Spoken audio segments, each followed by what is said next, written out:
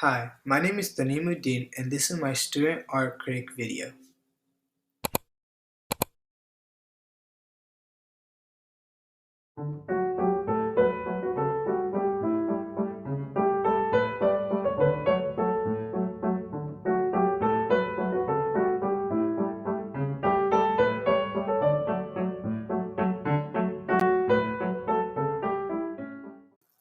Recently, for the first time in my life, I decided to take a visit to the Getty Center Museum.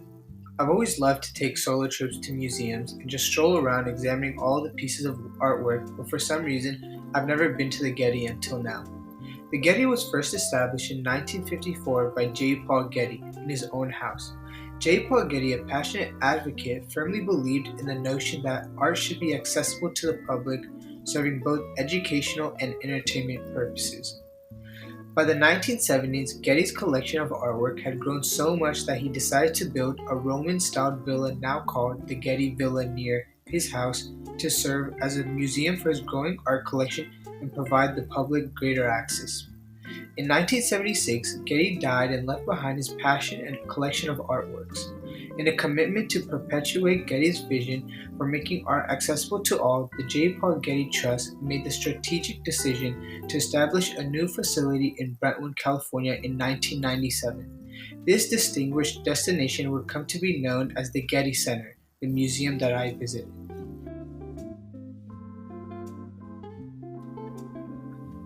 The Getty Center holds many amazing pieces of artwork, but for this analysis, I'll be specifically talking about the work done by both Claude Monet and Vilhelm Hammershoi. Claude Oscar Monet was a French painter who is known for his influence on the Impressionist art movement. He is known as the father of Impressionism and was a prolific practitioner of the movement's philosophy of expressing one's perception before nature, especially as applied to plein air landscape painting. The term Impressionism itself was derived from his painting Impression Sunrise in 1874.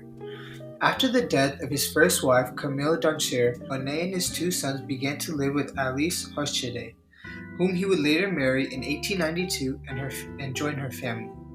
Monet and his family decided to move to Giverny in 1883, where he began to build gardens and appreciate the landscapes surrounding their new home.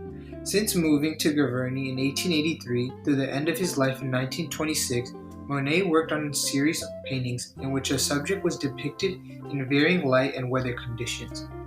Around this time, he began a series of paintings known as the Water Lilies, which were paintings of gardens in Giverny. These paintings showed his love for paintings, nature, and landscapes.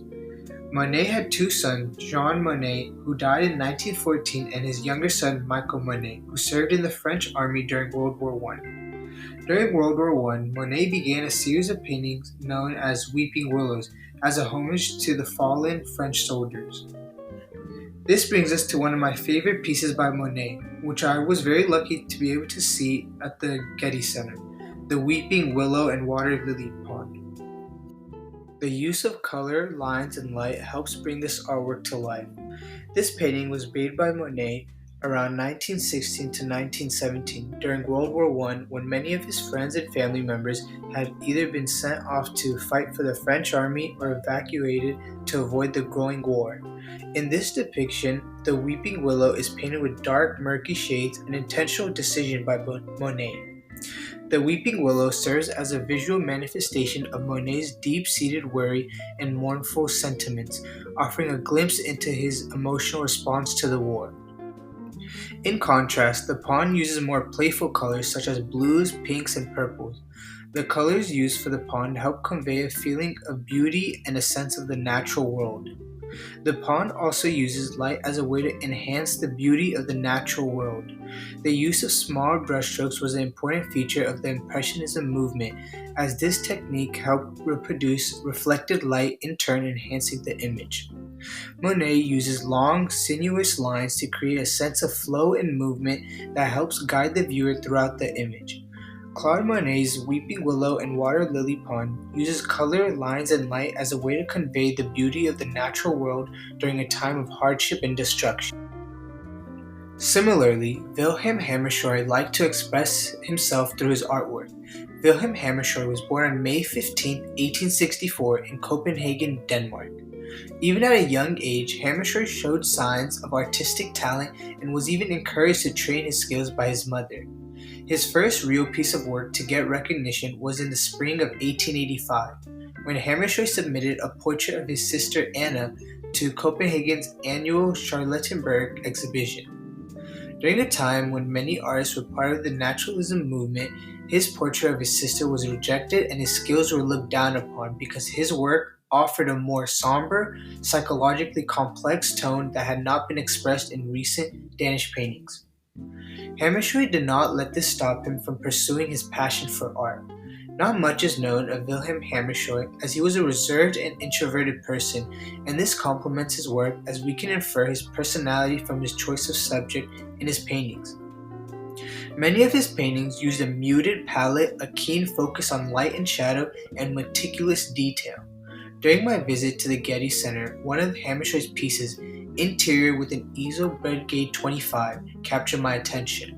I was fascinated by his ability to convey a profound sense of stillness and silence within the composition. The painting is one of the interiors of an apartment.